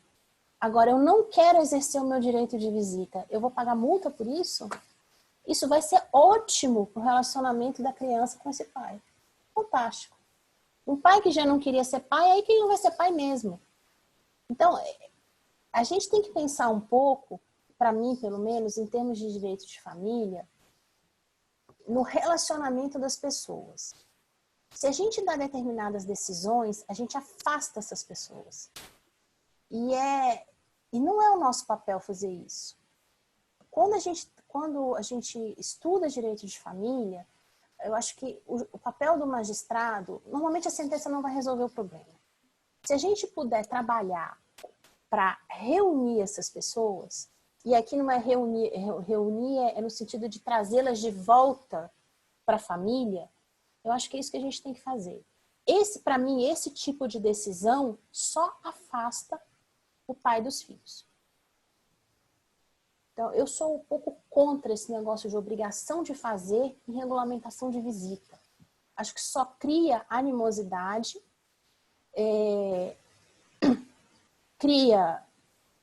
beneficia, às vezes, um genitor em detrimento do outro, que vai ganhar um dinheiro, e às vezes é isso que ele quer. Para mim, não beneficia em absolutamente nada a pessoa mais importante nas visitas, que são os filhos. Mas essa é uma posição minha. Mas o STJ tem acórdão dizendo que é para fixar mesmo, é obrigação de fazer. Fixa as trens. O que vai adiantar? A minha pergunta é, o que vai adiantar eu fixar as trens? O pai não vai cumprir. Eu vou fixar, ele não tem dinheiro, então para ele não faz diferença. você vai executar as astrentes e o direito da criança vai continuar não sendo implementado. Ele vai continuar sem acesso ao pai. Para mim, é penalizar o filho 2 vezes. Porque cada vez mais o abismo entre eles vai aumentar. Mas, essa é a minha opinião, só. Mariana Oliveira. Em guarda compartilhada em tempos de pandemia, é razoável a mãe pedir que o pai, que é da área de saúde, fique alguns dias antes, uns 5 dias, mas em isolamento, para que a filha poder passar uns dias com o pai? Eu acho razoável. Agora resta saber se o pai vai poder fazer esse isolamento, né? Razoável, eu acho. Agora, se o pai disser, olha, eu estou trabalhando, eu faço plantão dia sim, dia não, como é que ele vai fazer esse isolamento sem perder o emprego dele? No André mundo ideal Vilaça. seria ótimo. André Vilaça, ainda muitas perguntas aqui. Os direitos inerentes aos filhos biológicos são ou podem vir a ser estendidos aos enteados, filhos afetivos? E aí a gente entra na questão da socioafetividade, né? Eu acho que aí a gente depende do reconhecimento anterior dessa socioafetividade, para poder estender qualquer tipo de direito, transformar esses filhos de fato em filhos de direito. Simplesmente por serem enteados até o momento, não. Eu tenho conhecimento de projeto no Congresso para estender o direito de alimentos para enteado, mas até onde eu sei, isso não aconteceu ainda. Se algum colega souber de alguma coisa, isso já está sendo feito, me avise. Agora, eu tenho conhecimento de uma decisão que foi proferida há alguns anos, não me lembro em que estado, não sei se em Minas, mandando um padrasto pagar alimentos para o enteado. Mas isso aí, para mim, é contra a lei. Ruscaia e Ana Félix trazem ainda naquela questão da multa por não exercer visitas. Questões que se complementam. A Ruscaia diz, acho que não caberia a fixação de multa por não exercer as visitas, mas no futuro o filho pode discutir danos por abandono afetivo. E a Ana Félix, a multa não seria uma compensação atual de um futuro caso de abandono afetivo? Olha só, existem 2 posições a respeito dessa questão do abandono afetivo. Primeiro que afeto não é dever jurídico. E aí a gente vai entrar numa seara complicadíssima, né? Minha opinião pessoal é de que afeto não é um dever jurídico. Eu não sou obrigado a amar ninguém. E o que eu acho muito interessante com todas as vezes que fala nessa questão de abandono afetivo é que ela é uma via de mão única. É sempre o abandono afetivo do pai em relação ao filho. Mas ninguém olha para o abandono afetivo do filho em relação ao pai. Para mim, a via tinha que ser de mão dupla. Mas ninguém fala disso. Porque um pai, ele pode querer exercer a paternidade dele. Ele pode estar lá, pegar o filho, ele quer ficar com o filho, e o filho não dá a menor pelota para ele. Aí não é uma questão de alienação parental, não. Isso pode acontecer. Então, e aí chega um momento em que ele desiste, que ele fala, eu não vou manter contato porque esse filho não quer ser meu filho. Isso pode acontecer. E aí vai haver um abandono afetivo? Vamos discutir. Eu sou contra danos morais por abandono afetivo. Eu acho que não existe um dever jurídico de amar. Existe um dever jurídico de cuidar e pagar alimentos. Então, se o pai faz isso, ele não tem obrigação de amar ninguém. A gente tem a obrigação de amar os nossos pais? Parece que a gente é programado para isso, mas não existe uma obrigação legal de amar. Não existe uma obrigação legal de amar o seu irmão. Se fosse assim, várias famílias estariam em situação completamente caótica. Você não é obrigado a amar um parente, pelo menos para mim. Nem seu pai, nem o seu irmão, nem a sua mãe, nem o seu avô, nem a sua avó. Você é obrigado a cuidar. Aí é outra história. Aí você tem crime de abandono intelectual, né? E o crime de abandono material. Mas você não tem o crime de abandono afetivo. Então eu sou um pouco contra essa história de fixar danos morais por abandono afetivo. Só faz aumentar o o abismo entre as pessoas. Não vai servir para absolutamente nada, a não ser você ter uma sentença dizendo eu venci. Essa é a minha opinião. É uma questão extremamente controvertida. Eu já, na época que eu dava aula na UNB, eu orientei 2 monografias no mesmo semestre. Uma dizendo que era contra o abandono, danos morais para abandono afetivo, e a outra defendendo a favor do abandono moral para abandono afetivo. Então você vai ter as 2 posições. Eu sou contra. Aqui temos outra questão. Sempre colocamos em negrito na sentença de que a sentença homologatória de união estável não vincula terceiros, regime próprio e regime geral de previdência, na expectativa de que o órgão público faça um juízo crítico do caso. Porém, sabemos que, infelizmente, muitas vezes eles pegam uma sentença meramente homologatória como uma prova cabal da união estável. E a gente produz prova em audiência, mas as provas testemunhais quase sempre são viciadas. É nítida a instrução das testemunhas. Eu trabalhava com um promotor, alguns colegas talvez conheçam, o doutor Romualdo. Lembra dele, Lília? Romualdo dizia, se é para me enganar, me engana direito. E eu acho que é um pouco por aí, a gente faz o que a gente pode. Né? Então, a gente faz a instrução. Agora, obviamente, as testemunhas que vão vir são testemunhas arroladas pelas partes. É por isso que eu sempre defendi que essa ação ela tinha que ser movida contra o órgão. Não é contra... Essa ação, olha, esse negócio de homologar união estável para fazer prova. O Alfredo Buzaide tem um livro sobre ação declaratória em que ele fala que a ação declaratória não se presta a fazer prova. A ação declaratória se presta a afastar a insegurança jurídica contra a existência ou não de uma relação jurídica. E aqui a gente tem uma deturpação da utilização dessa ação declaratória para fazer prova. E aí vem essas ações declaratórias de união estável em regime de jurisdição voluntária para fazer prova. É isso que eles querem. E o judiciário tem feito isso.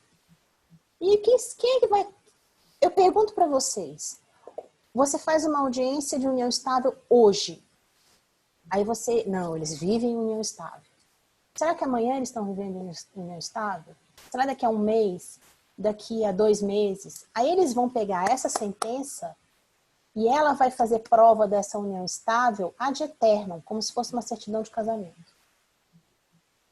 O órgão é obrigado a aceitar? Não é. Se eu fosse de RH de órgão público, não aceito nada disso. Porque eu não fui parte, eu não pude me manifestar aqui, mas é mais cômodo você aceitar. Só que isso tem um custo para o Estado imenso. Porque isso gera um problema previdenciário. Mas a gente trabalha com o que a gente pode. Olha, eu passei 8 anos em vara de família, eu briguei muito, muito, para não homologar esse tipo de acordo. Porque eu vi muita fraude. Eu me lembro que eles queriam dividir, era para dividir patrimônio. Queriam extinguir a união estável, dividir patrimônio, não sei o quê. Tá bom. Então, vamos fazer audiência. Aí fiz a audiência, essa instrução que a colega se referiu, meia boca que a gente faz. Aí no meio da instrução eu perguntei para a testemunha assim, eles vivem juntos, viveram juntos, como é que era o relacionamento? Não, eles ainda vivem juntos. Aí você olha para o advogado e fala assim, mas doutor, vocês não estão querendo pôr fim à união estável? Todas as testemunhas passaram a dizer que eles ainda viviam juntos. Aí a gente vai descobrir o que acontecia. Ele estava doente, muito doente, com uma doença terminal. E eles queriam resolver em vida a partilha para evitar o problema pós-mortem. Então, é complicada essa situação da união estável.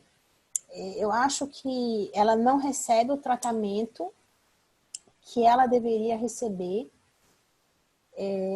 sistematicamente no judiciário. Eu acho que as questões são muito mais complexas do que elas aparentam.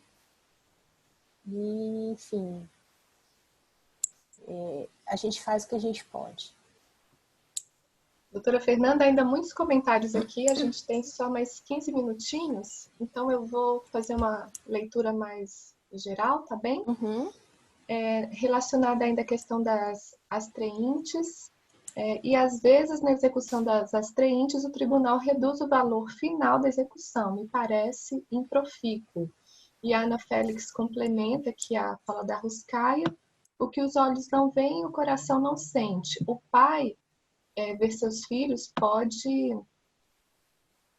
lhe ajudar a cair na real quanto ao que está perdendo ao não cumprir com as visitas. Gente, não dá, é difícil obrigar alguém a ser pai e a ser mãe. A gente tem instrumentos limitados para tratar da questão. A vara de família, eu acho que ela é um pouco frustrante nesse aspecto. De você, às vezes, querer modificar uma situação entre os pais para beneficiar a criança. Mas precisa de um trabalho psicológico que o juiz não consegue fazer. Eu acho que a vara de família, às vezes, a gente consegue fazer um excelente trabalho. Quando a gente tem o auxílio das equipes multidisciplinares, quando a gente tem a parte do psicossocial, que ela pode ajudar essas famílias. Tem outros setores do tribunal que têm evoluído em relação a isso, fazer uma mediação, mas isso depende muito da modificação interna dos pais. Não é uma astrentes que vai fazer um pai ser pai. Não é a astrentes que vai fazer o pai ou a mãe cumprir um regime de visitas. Quando a mãe não quer que o pai veja a criança e ela tem a guarda unilateral, ela faz de tudo para ele não ver. E não vai ser as astrentes que vão mudar a cabeça dessa mãe.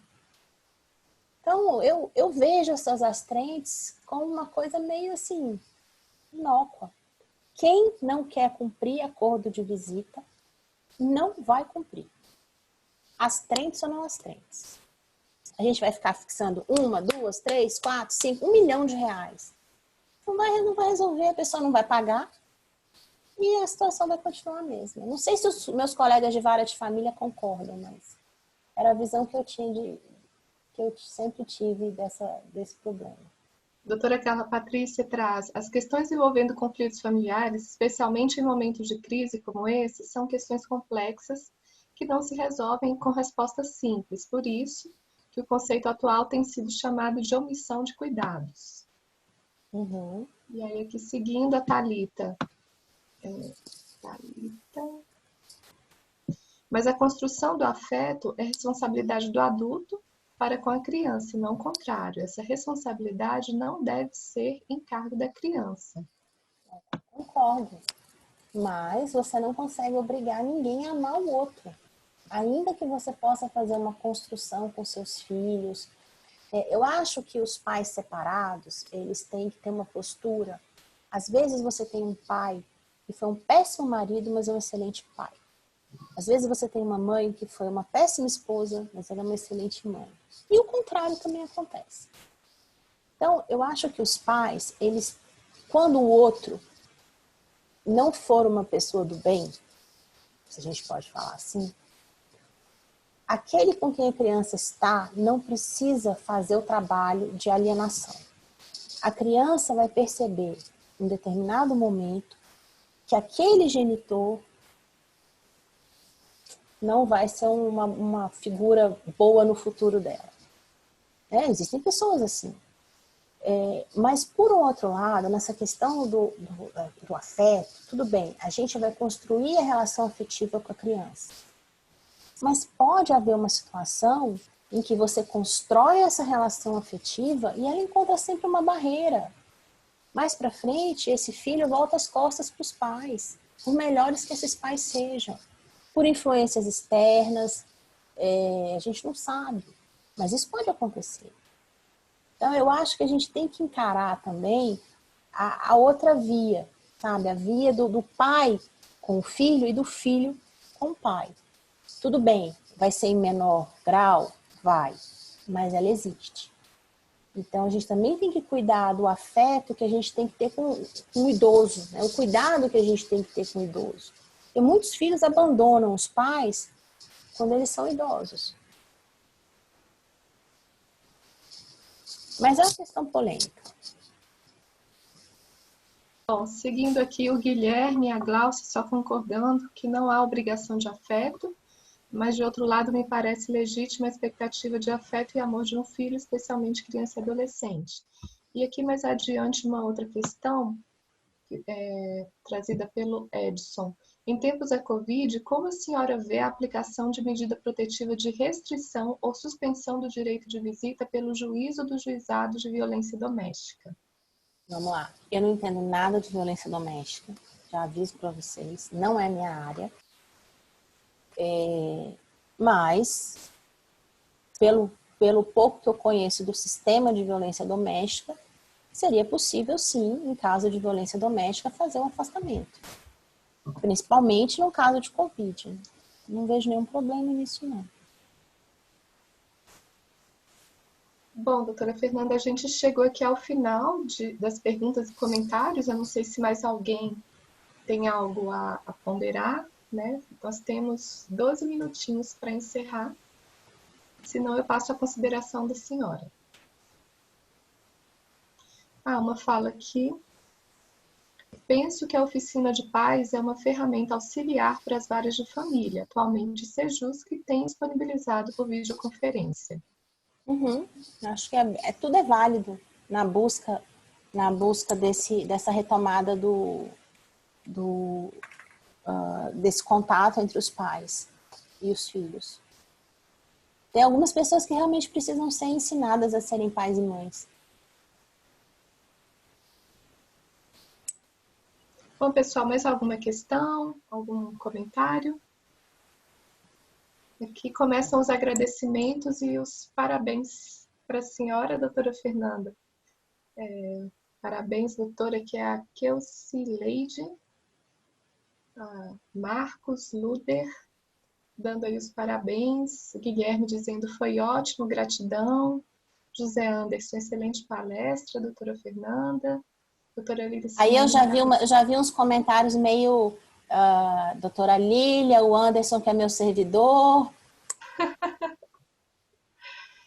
Janildo, Carla, a doutora Carla. Todo mundo agradecendo muito e parabenizando a atuação brilhante da senhora. É eu que tenho que agradecer. Muito útil e ótimo debate. Então, também quero, em nome da escola, aproveitar para agradecer a senhora, né, que aceitou esse convite e ministrou com tanta propriedade, tão aberta ao diálogo. Então, em nome da escola, agradeço e espero contar com a senhora em outras ações educacionais. Agradeço também a participação de todos os inscritos no curso e no webinar e reforço que o material didático disponibilizado aos participantes do curso também será enviado pós-webinar aos participantes inscritos só no webinar, tá bom? Doutora Fernanda? Eu agradeço a todos, agradeço o carinho das manifestações.